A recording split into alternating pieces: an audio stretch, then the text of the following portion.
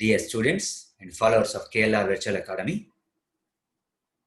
welcome to all to this current session. In this session, we are going to discuss regard to the evolution of statistics and functions of statistics, how it was evolved in different ages and phases will be pointed out in this session. గణాంక శాస్త్రం యొక్క ప్రగతి తర్వాత విధులను మనం ఇప్పుడు చర్చిద్దాం. So ఇంతకుముందు తీసుకున్న చర్చల్లో గణాంక శాస్త్రము అనేది ఒక శాస్త్రం, సైన్స్ శాస్త్ర విభాగము. దీని ద్వారా సమాచారం, ముఖ్యంగా సాంఖ్యక సమాచారం తయారు చేయవచ్చు అని చెప్పుకున్నాం. ఈ సాంఖ్యక సమాచారాన్ని ఉపయోగించుకొని అనువైనటువంటి నిర్ణయాలు తీసుకోవచ్చు. అలాగే మీరు తీసుకున్న నిర్ణయాలు ఆచరణ కంటే ముందే పరీక్షించవచ్చు. ఆ పరీక్ష ఫలితాల ఆధారంగా మీ నిర్ణయాలను ఉన్నది ఉన్నట్లుగా ఆచరించవచ్చు, లేదా అవసరమైనటువంటి మార్పులు చేర్పులు చేసి ఆచరణలో పెట్టచ్చు. తద్వారా మీ నిర్ణయాలు ఫలవంతమవుతాయి, మీ యొక్క వ్యాపార ధ్యేయాలు నెరవేర్చబడతాయి. ఇది మనము స్టాటిస్టిక్స్ అండ్ బిజినెస్ అనే ఒక శీర్షిక కింద చర్చించాం. సో సింపుల్లీ స్టాటిస్టిక్స్ అనగానే ఇది ఒక సాంఖ్యక సమాచారం తయారు చేసి శాస్త్ర విభాగము అని అర్థం. మరి దీని యొక్క ప్రగతి, పురోగతి, ఈ స్థితికి దోహదం చేసినటువంటి ముఖ్యమైనటువంటి అంశాలు, చర్చలు, ఫలితాలు, సిద్ధాంతాలు అవన్నీ మనము ప్రస్తుత తరగతిలో డిస్కస్ చేద్దాం.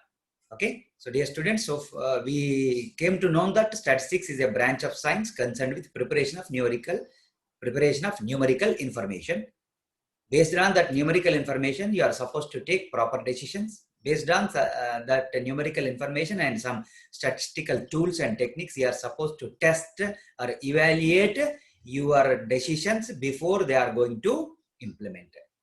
By this, you can get utilization of your resources at most the best way, and you will achieve your short-term goals as well as long-term objectives. In this session, we will discuss regard to the evolution of statistics, regard to its origination, development, some milestones, some theoretical contributions, and the people who made statistics as a so-called scientific branch of information. I mean information source, right? So evolution of statistics can be traced in 3 phases. First one, ancient times. Second one, modern times. Third one, Indian era. సాంఖ్యక శాస్త్ర పురోగతిని మనము 3 దశల్లో పరిశీలించవచ్చు. ఒకటి చారిత్రక కాలంలో సాంఖ్యక శాస్త్రం యొక్క పురోగతి, రెండవది ఆధునిక కాలంలో సాంఖ్యక శాస్త్రం యొక్క పురోగతి, మూడవది భారతదేశంలో సాంఖ్యక శాస్త్రం యొక్క ప్రగతి గురించి మనము చర్చించవచ్చు. Ancient times, right? So ancient times మొదలు పెడదాము. సాంఖ్యక శాస్త్రానికి సంబంధించినటువంటి చారిత్రక కాలం పరిశీలించాల్సినట్టయితే మొట్టమొదటిసారిగా ఈ భావనను ఉపయోగించినటువంటి మరియు అనేక శాస్త్రాలకు మూలమైనటువంటి ఆద్యుడు చాణక్యుని అర్ధ సంహిత అనే గ్రంథాన్ని పరిశీలించవచ్చు.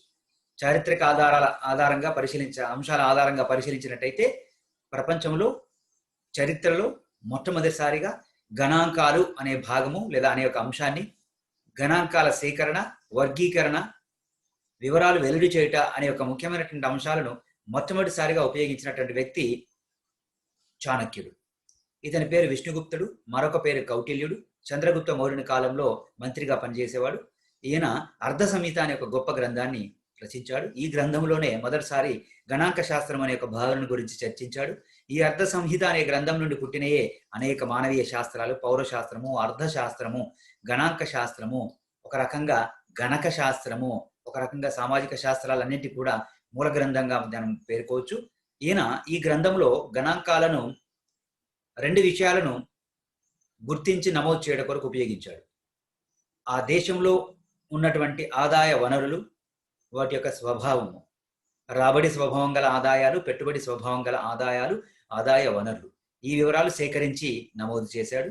రెండవది వ్యయ వివరాలు కూడా నమోదు చేశాడు. ఏ అంశాల ద్వారా మనం వ్యయ పెడుతున్నాం, మళ్ళీ ఇక్కడ రాబడి అంశాలేంటి, పెట్టుబడి అంశాలేంటి, ఆదాయ మార్గాల్లో మళ్ళీ గ్రామీణ ప్రాంతాలు లేదా నగరాల నుండి ఎలాంటి ఆదాయం వచ్చింది, ఖజానాకు సంబంధించినటువంటి ఆదాయ వనరులు, ఖజానాకు సంబంధించినటువంటి వ్యయం ఎంత అనేది మీద అంశాల మీద మొట్టమొదటిసారిగా ఈ యొక్క సంఖ్యలను సంఖ్యాక సమాచారాన్ని ఉపయోగించాడు. అందుకొరకే గణాంకాలను రూపంలో సమాచారాన్ని సేకరించి నమోదు చేయాల్సినటువంటి అంశాన్ని ఆవశ్యకతను మొట్టమొదటిసారి పేర్కొన్న వ్యక్తి చాణక్యుడు. అందుకొరకే చాణక్యుని మనము గణాంక శాస్త్రం యొక్క చారిత్రక పితామహుడుగా, గణాంక శాస్త్ర చారిత్రక పితామహుడుగా మనము అర్ధ సంహిత గ్రంథాన్ని రచించినటువంటి చాణక్యుని పేర్కొంటాం. అంటే ఆ పురాతన కాలంలోనే గణాంక శాస్త్రం యొక్క ఆవశ్యకతను, ముఖ్యంగా ఈ అంశాలను రాజ్య నిర్వహణ కొరకు, రాజ్య పరిపాలన కొరకు, రాజ్య వనరుల నిర్వహణ, రాజ్య పరిపాలన కొరకు వాడారు కాబట్టి దీన్ని రాజ్యశాస్త్రంగా కూడా అప్పుడు భావించేవారు. అలా మొదలుపెట్టినటువంటి ఈ గణాంక శాస్త్ర ప్రయాణము ఇప్పటికీ నేటికి కూడా వివిధ రూపాల్లో రూపాంతరం చెందుతూ ఆధునిక విషయాలు అందులో ఇమర్చుకుంటూ రూపాంతరం చెందిన విషయాన్ని మనము ఇప్పుడు చర్చించబోతున్నాము. Right, if you look ancient times, statistics, the word and the concept of statistics was firstly coined by Chanakya, the then minister of Vishnugupta in the Maurya dynasty. He wrote a book named as Ardha Samhita. In his book, we can see the importance of statistics coined by at that time of people. So Chanakya supposed to use stats or statistics to record and classifying of incomes and expenses or expenditure of that concerned dynasty. He could have classified sources of incomes and sources of expenditure also. So this is the base book for many kinds of sciences which were evaluated nowadays. It is the source book for civics or political science. It is the source book for you can see that economics, and it is the source base for statistics, and it is also somewhat source for accountancy and some humanity or human sciences also. That's why this book was as much prominent as till nowadays also. So at that time, as per Chanakya, recording and classifying are important functions of statistics regard to incomes, expenditures, and some other areas of data also, right? So that's why Chanakya or alias Kautilya alias Vishnugupta is the names, whereas the king of the dynasty, his name is Chandragupta Maurya, right? So that's why Chanakya is called as historical father of statistics. Historical father of statistics is Chanakya as per our history records. Next one, in the modern age, many people have made several experiments, developed some techniques, tools, theorems, and provided contribution towards making statistics as a pure science and inevitable subject in all areas. Like we have discussed, we are going to discuss its importance in coming sessions. That's why Ronald Aylmer Fisher, who contributed in the form of theory of expectation and application of statistics in various fields like genetics, meteorology, astrology, and medicine, other disciplines. He could have developed some techniques, and he could have used statistics in many disciplines and contributed many things. That's why Ronald Aylmer Fisher is called as a modern father of statistics. We will be discussing about his contributions regard to statistical process, right? So in modern times, we could recognize that Ronald Aylmer Fisher is called as modern father of statistics. And next one, we will be discussing Indian times.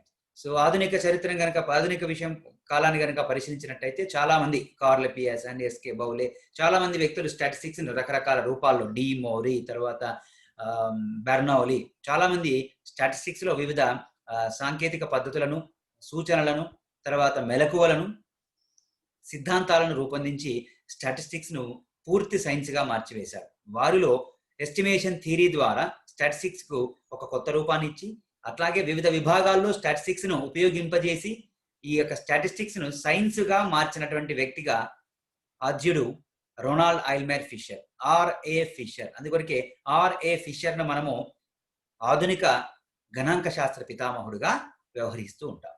చారిత్రక పితామహుడేమో చాణక్యుడిగా పేర్కొనబడ్డట్టయితే, ఆధునిక పితామహునిగా, సాంఖ్యక శాస్త్ర పితామహునిగా మనము Ronald ఐల్మేర్ fissure అనే వ్యక్తిని మనం పరిగణలోకి తీసుకుంటున్నాము. తర్వాతి చర్చల్లో ఇతని యొక్క ప్రతిపాదనలు, ఇతని యొక్క సిద్ధాంతాలను అన్నిటిని కూడా మనము వివరంగా చర్చిస్తాం. Next one, evolution of statistics in Indian ఎరా. మనము ఇండియన్ కాంటెక్స్ట్ కనుక తీసుకున్నట్టయితే నేను ఇందాక చెప్పుకున్నటువంటి ఎవరండి, చాణక్యుడు ఇండియన్ కాంటెక్స్ట్ చెందినటువంటి వ్యక్తి. కానీ మోడర్న్ ఏజ్ను పరిశీలిస్తూ దానిలో భాగంగా ఇండియాలో శాస్త్రీయ కోణంలో గణాంక శాస్త్రాన్ని లేదా స్టాటిస్టిక్స్ని ఉపయోగించిన వ్యక్తుల్లో ప్రథముడు ప్రశాంత్ చంద్ర మహలనోబిస్. ఈయనను ప్లానింగ్ మ్యాన్ ఆఫ్ ఇండియా అనే పేరుతో మనం పిలుస్తూ ఉంటున్నాము. ఇతను భారతదేశంలో గణాంక శాస్త్రం యొక్క అభివృద్ధికి ముఖ్యంగా విరివిగా ఉపయోగించే కృషి చేశాడు. పంచవర్ష ప్రణాళిక విధానాన్ని అవలంబిస్తూ మనము 12 పంచవర్ష ప్రణాళికలు రూపొందించి ఆచరింపజేసి మన యొక్క భారతదేశ ఆర్థిక వ్యవస్థను వెనుకబడిన వ్యవస్థ నుండి అభివృద్ధి చెందిన దేశంగా తీసుకురావడానికి ప్రముఖంగా కృషి చేసినటువంటి వ్యక్తి. ప్రణాళికాబద్ధమైనటువంటి ఆర్థిక వ్యవస్థను ఉపయోగిస్తూ ఆ విధానాన్ని పాటిస్తూ ఆర్థిక వనరులను దేశాభివృద్ధికి వివిధ రంగాలకు నిర్దిష్ట కాలాల్లో ఉపయోగించాలి అనే ఒక భావనకు ఆద్యుడిగా కూడా మనము పిసి మహలనోబిస్ చెప్తున్నామండి. జూన్ 29 ఇతని యొక్క జన్మదినం. అందుకొరకే జూన్ 29ని మనము ఇండియన్ స్టాటిస్టిక్స్ డేగా జరుపుకుంటాం. ఇతని యొక్క కృషి వల్లనే ISI ఇండియన్ స్టాటిస్టికల్ ఇన్స్టిట్యూట్ బెంగళూరులో రూపొందించడం జరిగింది. ఇతని యొక్క కృషి ఫలితంగానే survey of India, national sample survey, తర్వాత ఇప్పుడు మనం వివిధ రూపాల్లో గ్రామ స్థాయిలో ప్రస్తుతానికి వ్యవస్థ లేదండి, మండల స్థాయిలో మండల గణక వ్యవస్థ, మండల స్టాటిస్టికల్ ఆఫీసర్ అని, జిల్లా డిస్ట్రిక్ట్ స్టాటిస్టికల్ ఆఫీసర్ అని, స్టేట్ స్టాటిస్టికల్ ఆఫీసర్ అని, తర్వాత CSO సెంట్రల్ స్టాటిస్టికల్ ఆర్గనైజేషన్ అని, ఈ రకంగా వివిధ అంచెల్లో గణాంక సమాచారాన్ని సేకరించడానికి ఒక పకడ్బందీ యంత్రాంగాన్ని రూపొందించినటువంటి వ్యక్తిగా మనం పిసి మహలనోబిస్ను పేర్కొనడం జరుగుతుంది. అందుకొరకే భారత గణాంక పితామహుడుగా మనము పిసి మహలనోబిస్ గారిని పేర్కొంటాం. ఇది భారతదేశంలో గణాంక శాస్త్ర యొక్క ప్రగతిగా మనము చెప్పుకోవచ్చు. If you look at evolution of statistics in Indian area, A prominent person, great personality known as Prashant Chandra Mahalanobis, who is called as father of Indian statistics, has made a lot of efforts towards application of statistics in all over economy of the country. He is the pioneer regarding usage of statistics in planning and planning development or planned economy. We are adopting planned economy system like 5 years plan. So for 12 years, 5 years plan, 12 5 years plans were being taken place. That's because of that now we are we are now in a position of self-reliability and sustainability in certain areas, and we could stand a top 10 economy nowadays because of planned economy. So his efforts regard to usage of statistics in planning, not only planning, in all areas, were still being followed by the all areas of government and civil administration, business, and every area. Because of his efforts, Indian Statistical Institute was established in Bangalore, and because of his efforts, statistical organization structure in India could be traced like Mandal Statistical Officer at primary level, District Statistical Officer at district level, State Statistical Officer or office at concerned state level, and Central CSO, Central Statistical Organization at national level, were being maintaining certain duties of, functions of statistics. That's why he is called as father of Indian statistics. Dear students, this is just a glance of evolution of statistics in ancient times, modern times, and Indian times. We will be discussing the same topic in detail by coming time. Next one, statistics as a specialized discipline, right? So it is a statistics means two names here. Statistics as noun means numerical data or numbers, and statistical verb, it is a activity of preparation of statistics. That's why, so statistics nowadays, it is called as a specialized discipline, area of knowledge, area of theoretical contribution, right? So statistic is the base word for the statistics. Statistics is English word, and its pre-word is statistic. If you look this slide, statistic word was derived from 4 different languages words. called as Latin word status, Italian word statistic, German word statisty, French word statistic. All these are contributable words regard to statistic or statistics. If you look their meaning, like Latin word status, Italian word statistic, German word statisty, or French word statistic, all mean for the state. What do you mean by state? Here state means nation, right? That's why this is also called as science of statecraft. Why the the word of state is stressed here in this statistics? Because in earlier days statistics was used for the state affairs, particularly civil administration, like Chanakya and others. That's why earlier days statistics was purely confined with state administration or civil administration. That's why statistics is also called as science of statecraft. Okay, let us go for more contribution. So గణాంక శాస్త్రము అనే ఒక భావాన్ని మనం ఇంగ్లీష్లో statistics అంటున్నామండి. దాని యొక్క మూల పదము స్టాటిస్టిక్. దాని యొక్క మూల పదము స్టాటిస్టిక్ ను మనము 4 ప్రధాన భాషల్లో ఉన్నటువంటి 4 ముఖ్యమైనటువంటి పదాలు మనం ఆధారభూతాలుగా చెప్తామండి. ఒకటి లాటిన్ వర్డ్ స్టేటస్, ఇంకొకటి ఇటాలియన్ వర్డ్ స్టాటిస్టిక్, ఇంకొకటి జర్మన్ వర్డ్ స్టాటిస్టీ, ఇంకొకటి ఫ్రెంచ్ వర్డ్ స్టాటిస్టిక్. ఈ 4 అర్థాల యొక్క 4 పదాల యొక్క అర్థం ఏంటంటే రాజ్యము, ద స్టేట్. ఈ 4 పదాల యొక్క అర్థము రాజ్యము. సో రాజ్యము అందుకొరకే దీన్ని రాజ్య సైన్స్ ఆఫ్ స్టేట్ క్రాఫ్ట్ అనే పేరుతో పిలుస్తున్నాము. రాజ్య వ్యవహారాలకు సంబంధించిన శాస్త్రంగా దీన్ని పేర్కొంటున్నాము. ఎందుకు రాజ్య వ్యవహారాలు అంటున్నాం? మనం చాణక్యుని యొక్క అర్థ సంహితలో ఏం చెప్పుకున్నామండి? రాజ్యానికి సంబంధించిన ఆదాయము, రాజ్యానికి సంబంధించిన వ్యయము, రాజ్యానికి సంబంధించిన సైనిక సమాచారము, రాజ్యానికి సంబంధించినటువంటి ఇతర ముఖ్యమైనటువంటి గణాంకాలు సేకరించడానికి వాడారు. అందుకొరకే దీన్ని ప్రారంభ రోజుల్లో రాజ్య పరిపాలన శాస్త్రంగా, రాజ్య పరిపాలన శాస్త్రంగా పేర్కోవడం జరిగింది. ఆ రాజ్య పరిపాలనకు కావాల్సిన సమాచారాన్ని అందిస్తుంది కాబట్టి దీన్ని మనం సైన్స్ ఆఫ్ స్టేట్ క్రాఫ్ట్ అనే పేరుతో పిలుస్తూ ఉంటున్నాము. సో ఎర్లియర్ డేస్ లో రాజ్య పరిపాలన అవసరాలకు వాడినటువంటి ఈ శాస్త్రం ఇప్పుడు ఉపయోగించినటువంటి రంగము మనము చూడలేము. అన్ని రంగాల్లో స్టాటిస్టిక్స్ మనము వాడుతున్నాము. ఇది స్టాటిస్టిక్స్ అనే ఒక పదానికి మూల పదము. సాంఖ్యక శాస్త్రము తెలుగులో మరొకటి సంఖ్యలతో కూడినటువంటి శాస్త్రము సాంఖ్యక శాస్త్రము. గణాంకాలను రూపొందించే శాస్త్రం కాబట్టి గణాంక శాస్త్రము. ఇంగ్లీషులో మనము statistics are the science of numbers అనే పేరుతో పిలుస్తూ ఉంటున్నాము. చూద్దాము. ఇంకా ఒకసారి చరిత్రలో పరిశీలించినట్టయితే శాస్త్రీయ అభివృద్ధిని ఇప్పటి వరకు ఎవరెవరు ఏ రకంగా కృషి చేశారనేది మనం ఒకసారి తీసుకుంటాము. కంట్రిబ్యూషన్స్ అండ్ మైల్ స్టోన్స్, ఈ యొక్క శాస్త్రీయతకు మరియు గణాంక శాస్త్రం యొక్క పురోగతికి ప్రసిద్ధికి కారణమైనటువంటి కొన్ని ముఖ్యమైనటువంటి సిద్ధాంతాలను మనం ఇక్కడ చర్చించబోతున్నాము. మొట్టమొదటిసారిగా ఎప్పుడైనా సరే ఏ భాషలో చెప్పినా కానీ కౌటిల్య లేదా చాణక్యుని యొక్క అర్థ సంహిత అనే గ్రంథాన్ని పేర్కొనాలి. దీనిలోనే మొట్టమొదటిసారిగా ఈ భావనను ఉపయోగించారు. తర్వాత రెండవ దశ కనుక పరిశీలించినట్టయితే ఈజిప్ట్ సామ్రాజ్యాన్ని పరిపాలించినటువంటి పరిపాలకులు కూడా వీళ్ళు ఈ గణాంకాలను ఉపయోగించినట్టు మనకు ఆధారాలు ఉన్నాయండి. కన్స్ట్రక్షన్ ఆఫ్ పిరమిడ్ల నిర్మాణం ఆధారంగా ఆ దేశ జనాభా వివరాలు గుర్తించేవారని ఒక వాదన.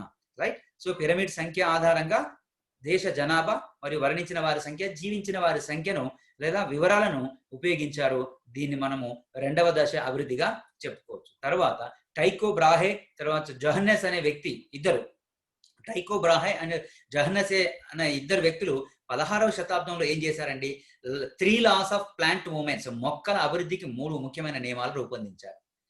ఆ మొక్కల యొక్క పురోగతికి సంబంధించినటువంటి అంశాలను గణాంకాల ద్వారా క్రోడీకరించి గణాంకాల సహాయంతో మొక్కల అభివృద్ధి క్రమాన్ని వివరించారు. ఇప్పుడు మనం బాడీ మాస్ ఇండెక్స్, ఏ వయసు వాళ్ళు ఎంత బరువు ఉంటారు అనే విషయాన్ని ఎట్లా హాయిగా సులభంగా చూడగలుగుతున్నామో అట్లాగే ఈ బయో సైన్సెస్ లో పర్టికులర్లీ బాటనీ, జువాలజీ సబ్జెక్టులలో ఈ 3 laws of plant movements important అండి. సో వీరు ఏం చేశారంటే టైకో బ్రాహే అండ్ జోహన్నెస్ ఏం చేశారు? గణాంకాలను ఉపయోగించి దీన్ని శాస్త్రీయంగా నిరూపించగలిగారు. తర్వాత సర్ ఐజాక్ న్యూటన్ మనకు తెలుసు కదా. సో గ్రావిటేషన్ సిద్ధాంతకర్త. న్యూటన్ 3 laws, న్యూటన్ 3 నియమాలు మనం రూపొందించాము. మనం చూస్తూ ఉంటున్నాం కదా. ఇవి సైన్స్ యొక్క ర్యాపిడ్ డెవలప్మెంట్ కు మనం క్యాటలిస్ట్ గా చెప్తూ ఉంటాం. శాస్త్రీయత పెరగడానికి, వేగంగా అభివృద్ధి చెందడానికి న్యూటన్ 3 నియమాలను మనం చెప్పుకుంటామండి. 17వ శతాబ్దంలో ఈయన కూడా అంకెలు మరియు వాటి యొక్క ఫలితాలను ఉపయోగించే ఈ యొక్క న్యూటన్ గ్రావిటీ సిద్ధాంతాన్ని డెవలప్ చేయడం అనేది జరిగింది.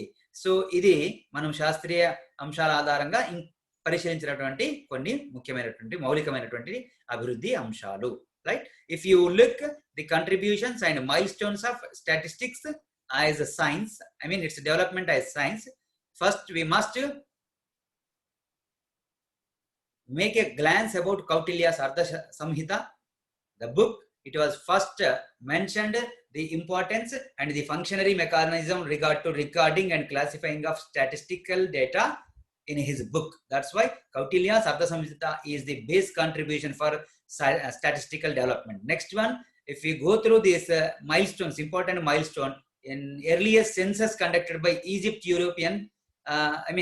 emperors in connection with construction of pyramids.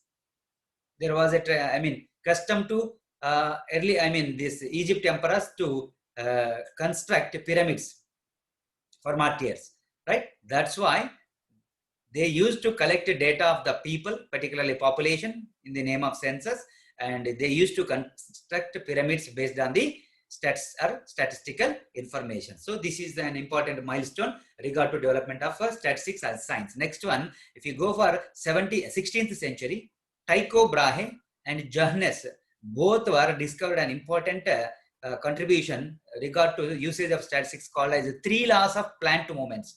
3 laws of plant movements. What it saying? This saying that the periodical development or time-bound development of a plant regards to its stems, leaves, root, fruit, and what it may be.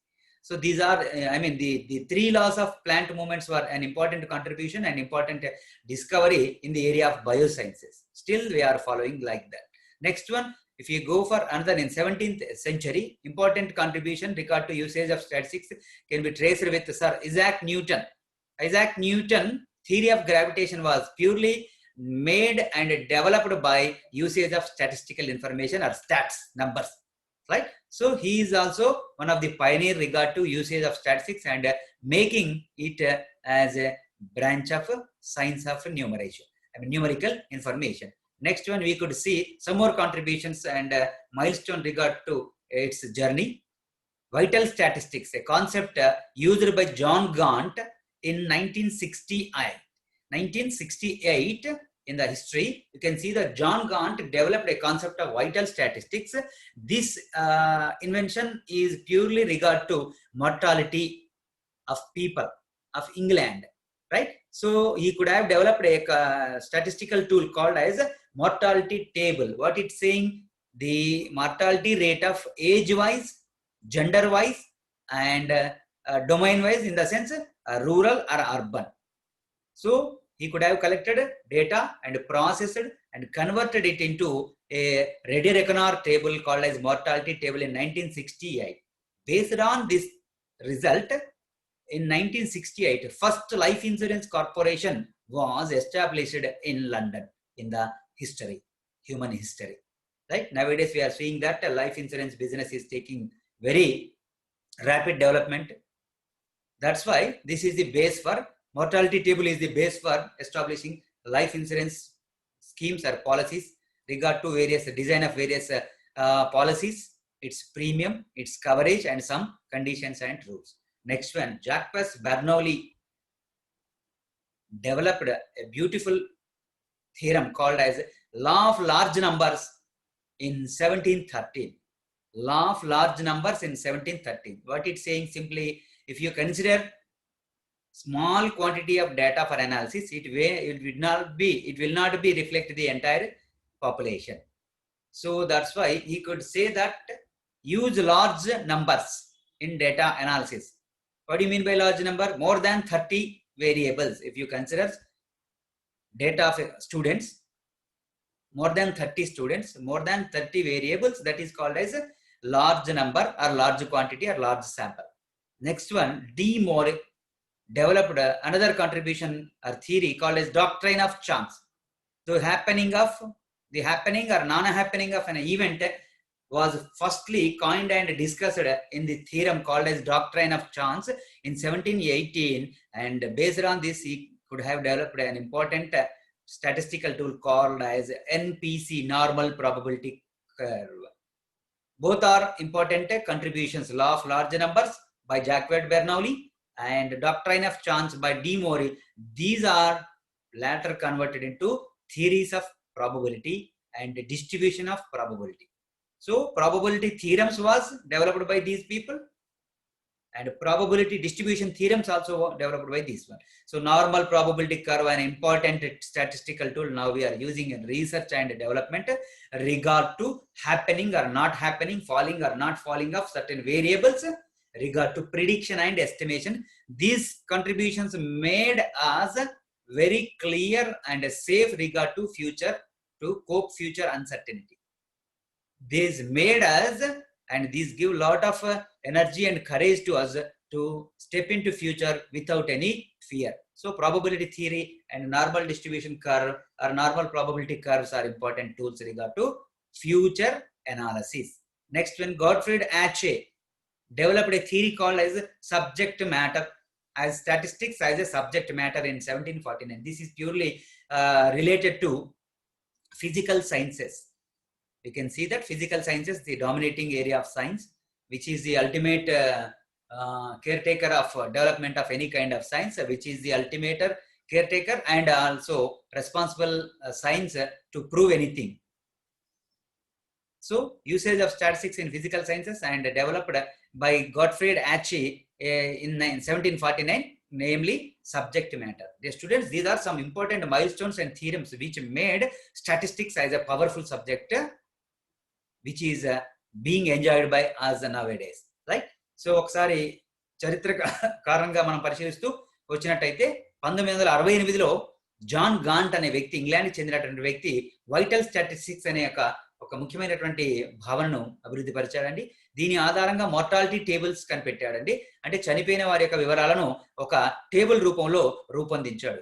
ఏ వయసులో వారు చనిపోతున్నారు, ఎలాంటి male ఎంతమంది, female ఎంతమంది, age group వాళ్ళు ఎక్కువగా చనిపోతున్నారు, ఏ ప్రాంతానికి చెందినటువంటి వాళ్ళు ఎక్కువగా చనిపోతున్నారు, ఏ ప్రాంతంలో ఉన్నటువంటి వాళ్ళు ఎక్కువగా సమయము ఎక్కువ కాలం జీవిస్తున్నారు అనే అంశం ఆధారంగా మోర్టాలిటీ టేబుల్ డెవలప్ చేశారండి 1968లో. దీని ఆధారంగానే ప్రపంచంలో మొట్టమొదటి జీవిత బీమా సంస్థ ఏర్పాటు చేశాము. ఇప్పుడు మనం చూస్తున్నాం కదా ఇన్సూరెన్స్ వ్యాపారం ఎంత ఇంపార్టెంట్ గా మారిందో ఈ కోవిడ్ లాంటి సిచ్యువేషన్స్ లో, రైట్? వీటన్నిటికీ ఆద్యము 1968లో వచ్చినటువంటి మోర్టాలిటీ టేబుల్ అండి. దీని ఆధారంగానే this is not 1968 and it was a mistake, this is 1668.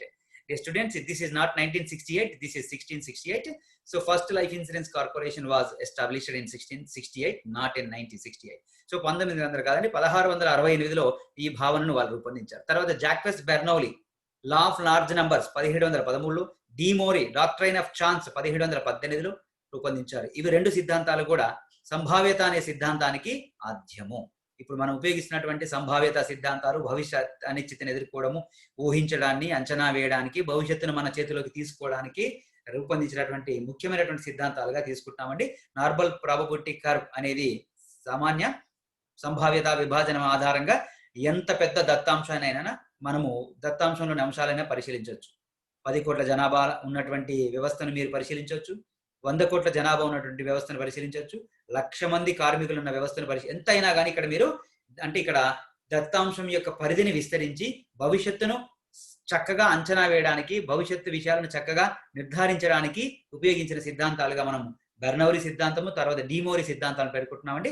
వీటినే సంభావ్యత సిద్ధాంతాలు, సంభావ్యత విభాజన సిద్ధాంతాలుగా మనము భవిష్యత్తులో చర్చించబోతున్నాం. తర్వాత 1749లో గాట్ఫ్రీడ్ యాచ్ అనే వ్యక్తి సబ్జెక్ట్ మ్యాటర్ అనే ఒక సిద్ధాంతాన్ని రూపొందించాడండి.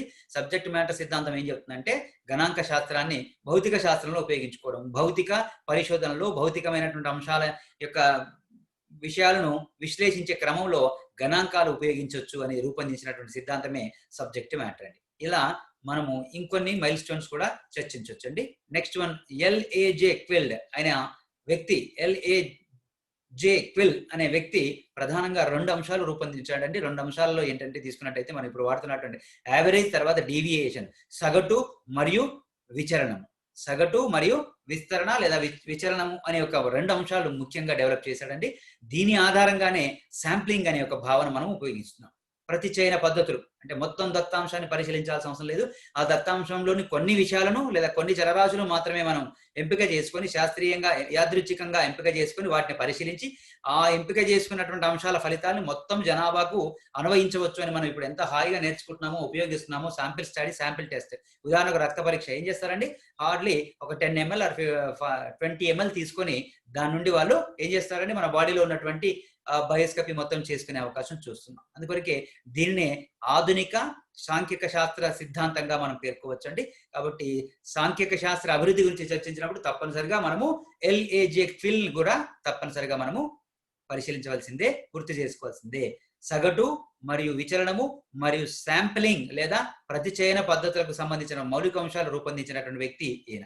తర్వాత కార్ల్ పియర్సన్ ప్రామాణిక విచలనము, chi-square టెస్ట్ ఈ అనే ఒక ముఖ్యమైనటువంటి సాంఖ్యక శాస్త్ర భావనలు రూపొందించాడండి. ఈ పద్ధతుల ఆధారంగా చలరాశుల మధ్య వ్యత్యాసాన్ని, చలరాశుల యొక్క విశిష్టతను, పరిధిని మనం చక్కగా గుర్తించవచ్చు. ఇవి రెండు కూడా మనం స్టాటిస్టిక్స్ లో విరివిగా ఉపయోగిస్తున్నటువంటి సిద్ధాంతాలండి. భవిష్యత్తులో వీటి గురించి మనం డీటెయిల్ గా నేర్చుకుంటాం.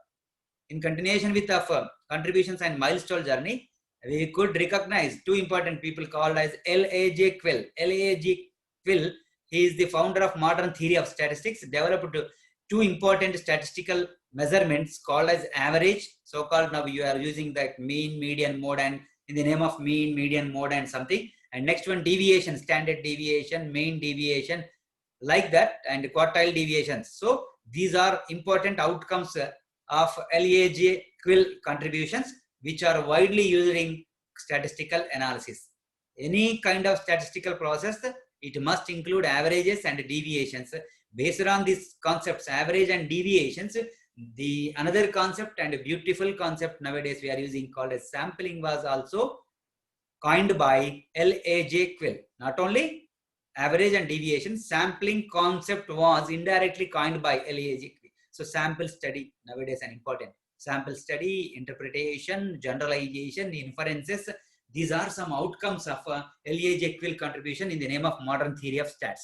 Next one, another person we could recognize in this journey, Carl Pearson, who developed standard deviation, which measures the difference between the average to its variables, whereas chi-square test that is used in the process of statistical process of testing of fitness.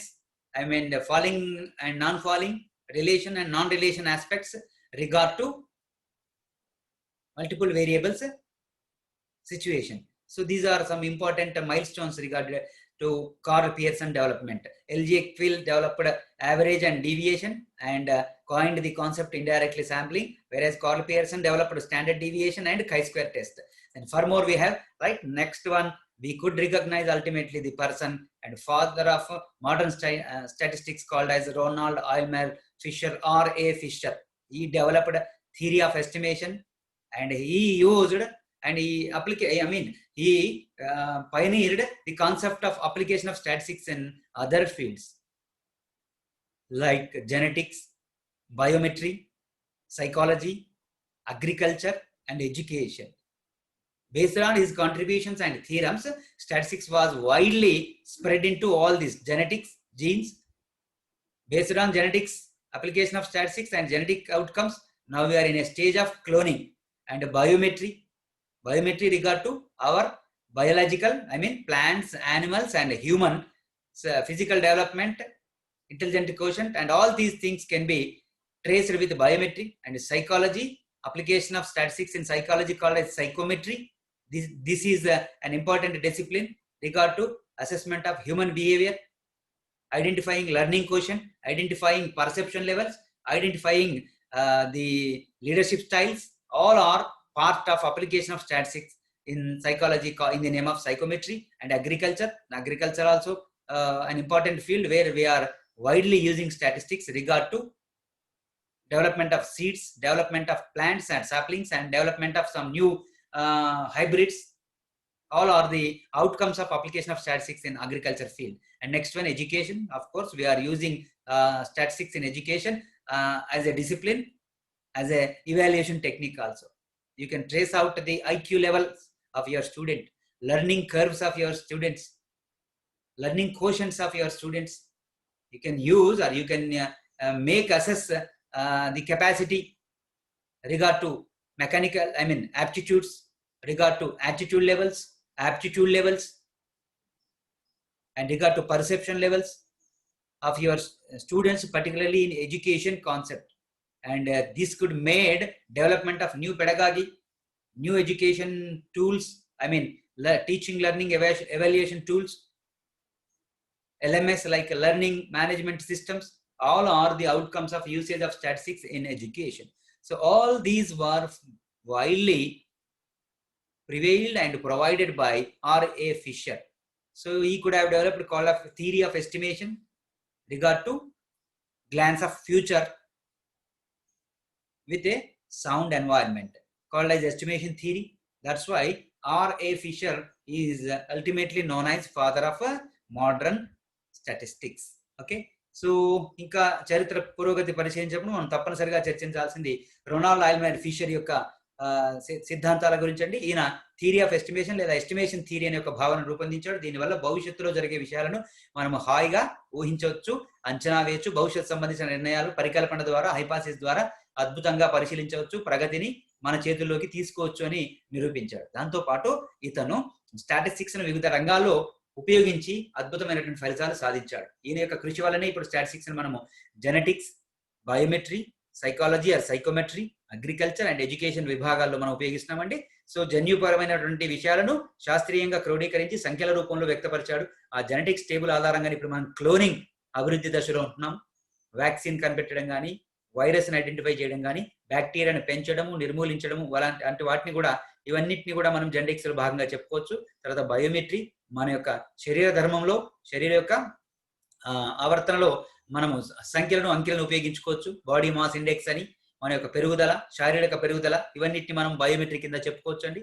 అట్లాగే మీరు చూస్తుంటారు కదా, 1 day age ఉన్నటువంటి శిశువు ఏ విధంగా ఉంటాడు, 1 month లో ఎలా ఉంటాడు, 5 months లో ఎలా ఉంటాడు, ఇవన్నిటి మనము ఇప్పుడు శాస్త్రీయంగా నిరూపించబడి చూస్తున్నామంటే దానికి మూలము బయోమెట్రీ, తర్వాత సైకాలజీ, సైకోమెట్రీ, రైట్. మనస్తత్వ శాస్త్రంలో కూడా మనం సంఖ్యలను ఉపయోగించవచ్చండి. దాన్ని మనం సైకోమెట్రీ అంటాం. దీని ఆధారంగా వ్యక్తి యొక్క అభ్యసన స్థాయి, పరిశీలన స్థాయి, తర్వాత అతని యొక్క నైపుణ్యాలను అద్భుతంగా గుర్తించవచ్చండి. ఇంట్రోవర్టా, ఎక్స్ట్రోవర్టా, ఎలాంటి ప్రవర్తన కలిగి ఉన్నాడు, ఆ ప్రవర్తన మూలాలేంటి, మానసిక సమస్యలు ఏంటి, వాటికి చికిత్స ఏంటి, కౌన్సిలింగ్ టెక్నిక్స్, ఇవన్నిటిని మనము సైకోమెట్రీ ద్వారా చూడవచ్చండి. తర్వాత వ్యవసాయ రంగంలో మనం చూస్తున్నాం నూతన విత్తనాల రూపకల్పన, నూతన వంగడాల రూపకల్పన, నూతన విధానమైనటువంటి కల్టివేషన్, రకరకాల ఎరువులు రూపొందిస్తున్నాం చూడండి. ఇవన్నిటిని కూడా మనము వివిధ రకాల ప్రక్రియ ద్వారా కొత్త ఆహార పదార్థాలను సృష్టించడం, ఆహార పదార్థాలను శుద్ధి చేయడము, ఆహార పదార్థాలను నిల్వ చేయడం, అన్నిట్లో కూడా మనం స్టాటిస్టిక్స్ పాత్రను స్పష్టంగా చెప్పుకోవచ్చు. తర్వాత విద్యారంగంలో స్టాటిస్టిక్స్ ఇంపార్టెంట్ అనండి. పిల్లలకు పాఠాలు బోధించడంలో, పాఠ్యాంశాల రూపకల్పనలో, ఆ బోధన మరియు అభ్యసన క్రమాన్ని పరిశీలించడంలో కూడా మనము స్టాటిస్టిక్స్ యొక్క పాత్రను మనము స్పష్టంగా పేర్కొనవచ్చు. సో ఈ ఘనత అంతా కూడా R.A. ఫిషర్కే చెందుతుంది కాబట్టి అందుకే అతన్ని మనము ఆధునిక సాంఖ్యక శాస్త్ర పితామహునిగా మనము పేర్కొంటూ ఉంటాం. ఓకే, సో ఇవన్నీ మనము శాస్త్రీయంగా ఇక్కడ ఏంటంటే సాంఖ్యక శాస్త్ర యొక్క అభివృద్ధి, అర్థ సంహిత గ్రంథం నుండి R.A. ఫిషర్ వరకు మనం తప్పనిసరిగా ఇందాక చెప్పుకున్నటువంటి క్విల్ కానీ, బెర్నౌలీ కానీ, డి మోర్ కానీ, గాంట్ కానీ, వీళ్ళ యొక్క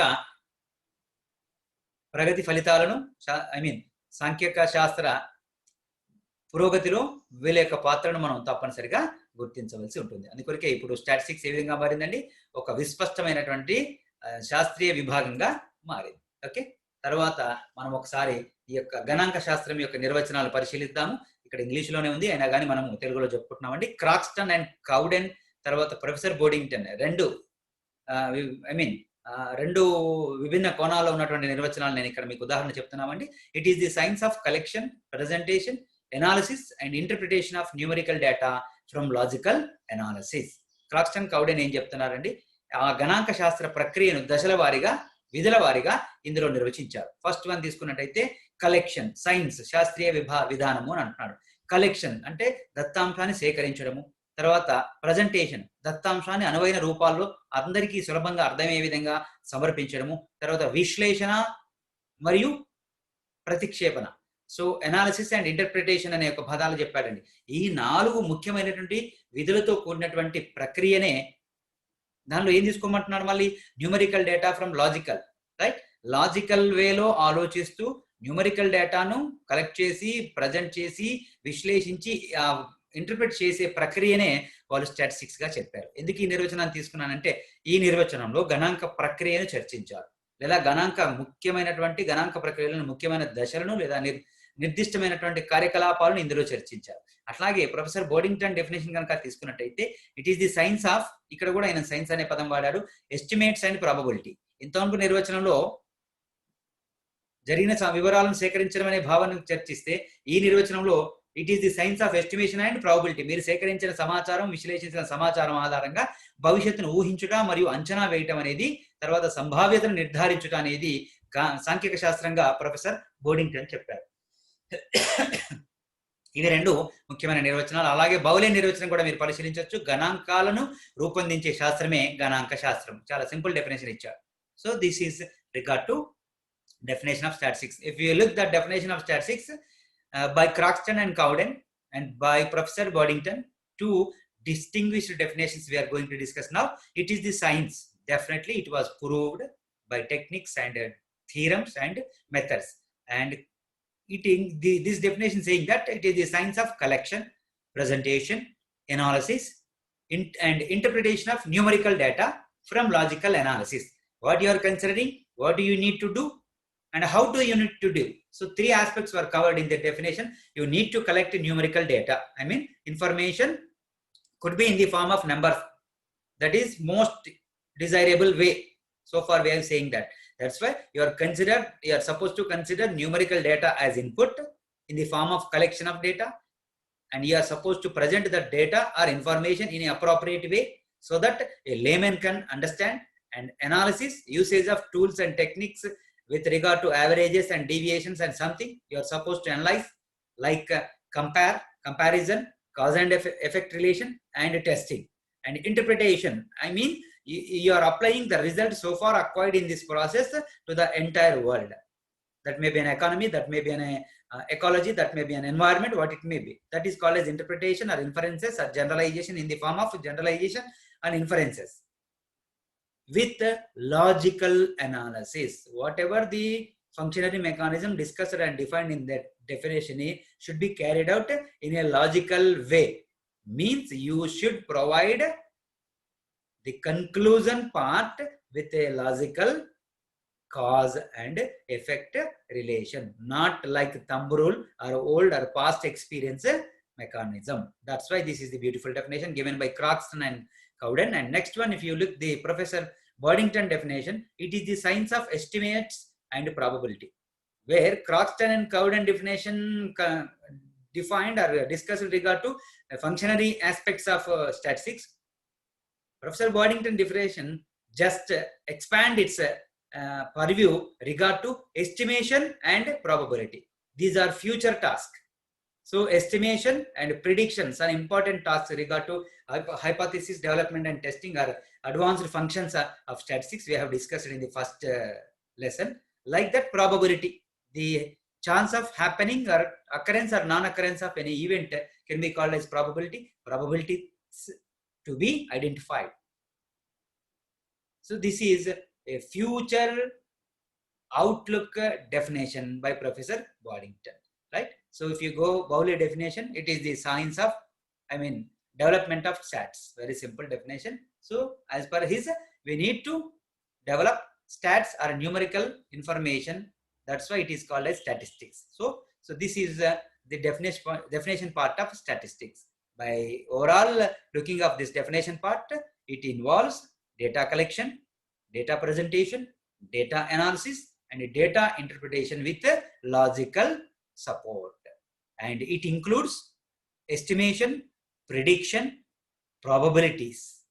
Identifying the probabilities. So this is some rough outcome of statistics. Dear students, so far we have covered the historical development and milestones, contributions of statistical development are making statistics as a distinguished subject and source of analysis. While I'm stating that, I am saying that statistics as a source of information. Now, statistics is the source and base for any kind of analysis, interpretation, inference, generalization, and future defining. Future defining, I am saying that based on estimation theory, probability theory, testing of hypothesis, you can define your feature at your feet. That's good. Okay. So in the coming session, we will be discussing regard to the functions and importance of statistics in different areas and fields. So ప్రియమైన విద్యార్థులారా, dear friends, ఇప్పటిదాకా మనము గణాంక శాస్త్రం యొక్క చారిత్రక ప్రగతిని చర్చించాము. చారిత్రక ప్రగతి, శాస్త్ర మూలాలు, ఎవరు ఏ సిద్ధాంతాలు ప్రధానంగా రూపొందించారు, దీనికి శాస్త్రీయత భావాన్ని కల్పించడంలో కృషి చేసిన వివిధ వ్యక్తుల యొక్క ఫలితాలను, వారి యొక్క ప్రయోగాలను మనం చర్చించాము. అలాగే గణాంక శాస్త్ర విధులను కూడా చర్చించాము. గణాంక శాస్త్ర నిర్వచనాన్ని స్థూలంగా పరిశీలించినట్టయితే దత్తాంశాన్ని సేకరించడము, సమర్పించడము, విశ్లేషించడము, తర్వాత ఫలితాలను ప్రతిక్షేపించడము అనే ఒక ముఖ్యమైన అంశాలుగా చెప్పొచ్చు. దాంతోపాటు భవిష్యత్తును ఊహించడము, అంచనా వేయడము, సంభావ్యత నిర్ధారించడం అనే నిర్దిష్ట కార్యకలాపాలతో కూడినదే గణాంక శాస్త్రంగా మనము చెప్పవచ్చు. సో ఈ చారిత్రక భావన మరియు ఆధునిక పరిశోధన ఫలితం వల్లనే శాస్త్రీయంగా ఇప్పుడు గణాంక శాస్త్రాన్ని it is the science of analysis. ప్రారంభంలో గణాంక శాస్త్రాన్ని సమాచార శాస్త్రంగా మొదలుపెట్టి మనం చర్చించాము. ఇప్పుడు ఆధునిక భావన ఏంటండి? Statistics as source of analysis, విశ్లేషణ శాస్త్రం. అన్ని రంగాల్లో, పౌర పరిపాలన కావచ్చు, మానవీయ శాస్త్రాలు, భౌతిక శాస్త్రాలు, జీవశాస్త్రాలు, శాస్త్ర సాంకేతిక రంగాలు, ఎక్కడైనా సరే విశ్లేషణ అవసరం అవుతుందో అక్కడ స్టాటిస్టిక్స్ ఉంటుందండి. అట్లాగే దీని యొక్క ఆధునిక విధి కనుక తీసుకున్నట్టయితే it is the function of future defining. భవిష్యత్తును మీరు నిర్వచించుకోవచ్చండి. స్టాటిస్టిక్స్ ను మీరు గణాంక శాస్త్రాన్ని శాస్త్రీయంగా ఉపయోగించినట్టయితే, ఈ పద్ధతులను, మెలకువలను చక్కగా పాటించినట్టయితే, ముఖ్యంగా సంభావ్యత సిద్ధాంతాలు, సంభావ్యత విభాజనము, పరికల్పనలను రూపొందించడం, పరికల్పనలను పరీక్షించడము మొదలగు శాస్త్రీయ సాంకేతిక పద్ధతుల ఆధారంగా మీ భవిష్యత్తును మీరు నిర్ణయించుకోవచ్చు. ఒక వ్యక్తిగా మీ భవిష్యత్తును మీరు నిర్దిష్టంగా తెలుసుకోవచ్చు. ఒక సంస్థగా మీ భవిష్యత్తును నిర్దిష్టంగా తెలుసుకోవచ్చు. భవిష్యత్తులో ఉన్నటువంటి అనిశ్చితిని మీరు నిశ్చితిగా మార్చుకునే అవకాశము సాంఖ్యక శాస్త్రం కల్పిస్తుంది. ఇది ఇప్పటి వరకు మనం చర్చించినటువంటి విషయ సారాంశము. తర్వాతి తరగతిలో గణాంక శాస్త్రం యొక్క విధులు, వివిధ రంగాల్లో దాని యొక్క ప్రాముఖ్యతను మనము తెలుసుకోవడానికి ప్రయత్నం చర్చిద్దాం. అప్పటి వరకు సెలవు. See you. Have a nice day.